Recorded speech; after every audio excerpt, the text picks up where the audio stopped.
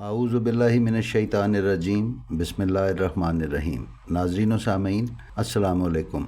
नाज़रीन, उम्मीद है आपको हमारी मंज़र ब मंज़र करबला के सिलसिले की वीडियोस पसंद आ रही होंगी और आप इनमें दी जाने वाली मालूमात से मुस्तफ़ीद हो रहे होंगे। नाज़रीन, हमारी आज की वीडियो इमाम हुसैन के मक्का से करबला के सफ़र के दौरान अल मिल्हा से अगली मंजिल यानी मंजिल सफ़ा पर पेश आने वाले हालात व वाक़यात पर मबनी है। पिछली किस्त में हमने आपको सरसरी तौर पर बताया था कि कुछ मौरख़ीन का ख्याल है कि तनीम की मंजिल पर इमाम हुसैन अलैहिस्सलाम से उस वक्त के मशहूर शायर फरज़दुक के भाई की मुलाकात हुई थी, इसलिए हमने आपसे वो वाक़यात बयान कर दिए थे। इस ज़मन में मैं ये अर्ज़ करता चलूँ कि हम आपको मुकम्मल मालूमात फ़राहम करने के अपने अज़्म वादे के मुताबिक इमाम हुसैन अलैहिस्सलाम को सफ़र के दौरान पेश आने वाले छोटे से छोटे वाक़े को भी नज़रअंदाज नहीं कर रहे।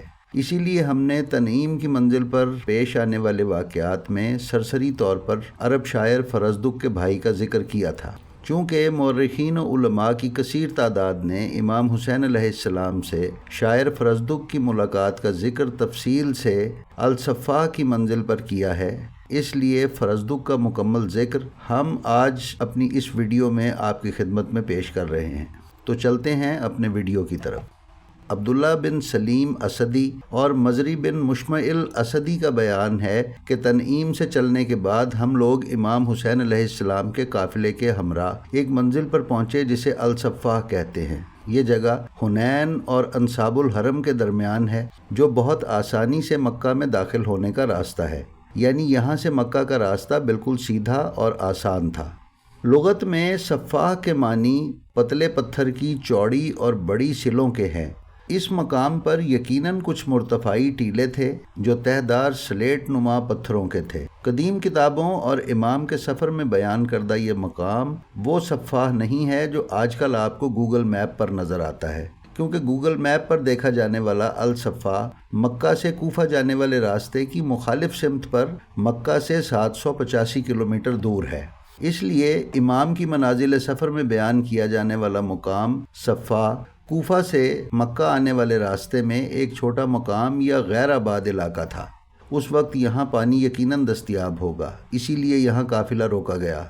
अब्दुल्ला बिन सलीम असदी और मज़री बिन मुशमइल असदी के मुताबिक इसी मंजिल पर उनकी मुलाकात शायर फरज़दुक बिन गालिब से हुई। वो इमाम हुसैन अलैहिस्सलाम के पास आए और कहा, खुदावंद मुतआल आपकी हाजत को पूरा करे और आपकी तमन्ना और आरज़ू को मंजिल मुराद तक पहुँचाए। इमाम अलैहिस्सलाम ने उससे कहा, तुम जिस शहर और जहाँ के लोगों को अपने पीछे छोड़कर आए हो उनकी खबरें हमारे लिए बयान करो।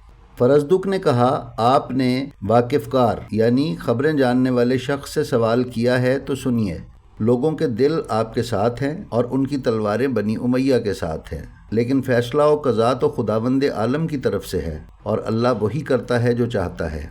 इमाम हुसैन अलैहिस्सलाम ने फरज़दुक से कहा, तुमने सच कहा, अल्लाह जो चाहता है वही करता है। हमारे रब की अपनी एक ख़ास शान है, लिहाजा अगर उसका फ़ैसला ऐसा हुआ जो हमें महबूब या हमारे हक़ में है तो उसकी नेमतों पर उसका शुक्र अदा करेंगे, और अगर शुक्र की अदायगी में वो हमारा मददगार है और अगर फ़ैसला इलाही हमारी उम्मीदों के दरमियान हाइल हो गया तब भी उस शख्स के लिए कुछ नहीं है जिसकी नीयत हक़ और जिसकी सरिश्त तकवा है।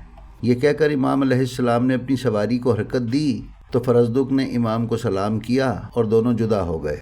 तारीख़ कामिल इब्न असीर में ये रिवायत फरज़दुक से ही मनकूल है, जिसमें वो बयान करते हैं कि मैं 60 हिजरी में अपनी माँ के साथ हज बैतुल्ला के लिए गया। जब मैं मक्का के करीब पहुँचा तो देखा कि इमाम हुसैन मक्का की तरफ से आ रहे हैं। मैं खिदमत अक़दस में हाजिर हुआ और अर्ज़ किया, मेरे माँ बाप आप पर कुर्बान हों, खुदा आपको वो सब अता करे जो आपकी ख्वाहिश हो। ये क्या वजह है कि मनासिक हज अदा न किए और आपने मक्का को छोड़ दिया? आपने फरमाया, अगर मैं मक्का जल्दी ना छोड़ता तो मुझे गिरफ़्तार कर लेते। फिर पूछा, तुम कौन हो? मैंने अर्ज़ किया, मैं एक अरब हूँ। इससे ज़्यादा उन्होंने मुझसे कुछ ना पूछा, अलबत्ता मुझसे ये पूछा कि कूफा और कूफा वालों की कुछ खबर है तो मुझे दो। मैंने अर्ज़ किया कि कूफियों के दिल आपके साथ हैं और उनकी तलवारें आपके खून की प्यासी हैं, और होता वही है जो मंजूर खुदा होता है। इमाम ने फरमाया, तुमने सच कहा है। تمام امور خدا کی قدرت میں ہیں۔ اگر قضا ہمارے مقصود کے موافق ہو تو نعمت خدا پر شکر خدا واجب ہو جاتا ہے، اور اگر قضا ہمارے خلاف ہو تو پرہیزگار اور خالص نیت والے کو صبر کرنا چاہیے کہ حد سے نہ گزرنے پائے اور مشکلات کی پرواہ نہ کرے۔ فرزدق کہتے ہیں کہ پھر میں نے مناسک حج کے متعلق چند سوال پوچھے اور خدا حافظ کر کے مکہ چلا گیا۔ حج کے بعد میرے دل میں خیال آیا کہ میں نے غلط کیا، مجھے امام کی خدمت میں رہنا چاہیے تھا، مجھے شہادت حاصل ہوتی۔ کچھ دن بعد ایک قافلہ کوفے سے آیا تو میں نے امام حسین علیہ السلام کا حال پوچھا تو مجھے جواب ملا امام حسین قتل کر دیے گئے۔ کتاب قمقام الزخار میں حاج فرہاد میرزا نے محمد بن طلحہ شافی کی کتاب مطالب السؤول کے حوالے سے فرزدق کی امام سے ملاقات منزل شکوک پر بیان کی ہے، اور سید ابن طاؤس نے لہوف میں زوالہ پر لکھی ہے۔ آئیے چلتے چلتے ہم آپ کو فرزدق کا تعارف بھی کرواتے چلیں کہ یہ فرزدق کون تھا۔ فرزدق کا نام حمام بن غالب بن ساسا ہے۔ ان کے دو چچا، ایک زہیل اور دوسرے زخاف، بصرہ میں زیاد بن سمیہ کے دیوان میں 2,000 بخشش لیا کرتے تھے۔ فرزدق نے جب بنی نیسل اور فقیم کی ہجو میں اشعار کہے تو ان دونوں نے زیاد سے جا کر ان کی شکایت کی۔ جب زیاد بن سمیہ نے فرزدق کو طلب کیا تو یہ بصرہ سے نکل گئے۔ اس کے بعد نوبت یہ آ گئی کہ جب زیاد بصرہ آتا تھا تو فرزدق کوفہ آ جاتے تھے، اور جب وہ کوفہ آتا تھا تو فرزدق بصرہ روانہ ہو جاتے تھے۔ واضح رہے کہ زیاد بن سمیہ 6 مہینے بصرہ رہتا تھا اور 6 مہینے کوفے کے امور سنبھالتا تھا۔ اس کے بعد یہ حجاز چلے گئے اور وہیں مکہ و مدینہ میں رہنے لگے۔ اس طرح زیاد کی شرارتوں سے بچ کر سعید بن عاص کی پناہ میں رہنے لگے، یہاں تک کہ زیاد ہلاک ہو گیا تو انہوں نے اس کی ہجو میں مرثیہ کہا، جو کچھ یوں تھا کہ میں نے آل سفیان کے ایک مرد پر گریہ کیا جو کافر تھا، جیسے کیسر و کسریٰ اپنے دشمن پر روتے ہیں۔ مورخ طبری کے مطابق ابن زیاد کی ہلاکت کے بعد یہ دوبارہ بصرہ پلٹ گئے اور وہیں رہنے لگے۔ سن 60 ہجری میں یہ اپنی ماں کے ہمراہ حج پر آ رہے تھے جب ان کی امام حسین علیہ السلام سے ملاقات ہوئی۔ شاید اسی لیے حج کی وجہ سے امام حسین علیہ السلام کے ہمراہ کربلا میں حاضری نہ دے سکے۔ انہوں نے حجاج کے لیے بھی شعر کہے ہیں۔ سلمان بن عبد الملک کے محل میں بھی ان کی آمد و رفت تھی۔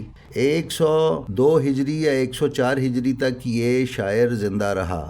بنی نیسل کی ہجو میں جب انہوں نے اشعار کہے تھے تو یہ جوان تھے، بلکہ ایک نوجوان عرابی تھے جو دیہات سے آئے تھے۔ ایسی صورت میں امام علیہ السلام سے ملاقات کے وقت ان کی عمر تقریباً 30 سال کے قریب تھی۔ جی تو ناظرین، امید ہے آپ کو ہماری آج کی ویڈیو بھی پسند آئی ہوگی۔ ہماری اسی طرح کی اچھی ویڈیوز حاصل کرنے کے لیے ہمارے چینل کو سبسکرائب کر لیں اور بیل آئیکن کو کلک کر دیں تاکہ آپ ہماری کسی بھی ویڈیو سے محروم نہ رہ سکیں۔ السلام علیکم۔